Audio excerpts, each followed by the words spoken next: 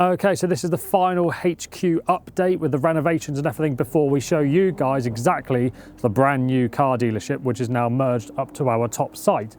So as you can tell, with some of the renovations, we have now finally got our bank looking nice and tidy.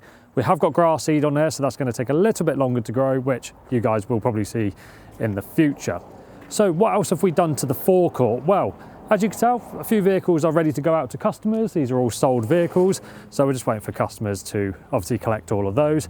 And then outside the front of our showroom, so we still got a little bit left to tidy up here, which will all be sorted by the time you guys see this video going out.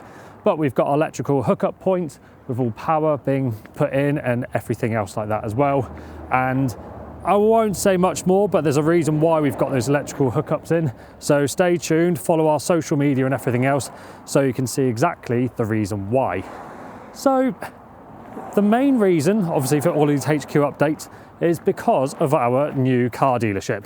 Well, it's not that new in the grand scheme of things, but we've had it down the road at a different location, and we have now brought all of those vehicles up here to our main HQ, which, by the sea of them behind me, they're here. So what we're going to do is show you guys exactly every vehicle that we have here, and welcome to the new car dealership segment of Ottervale Motors.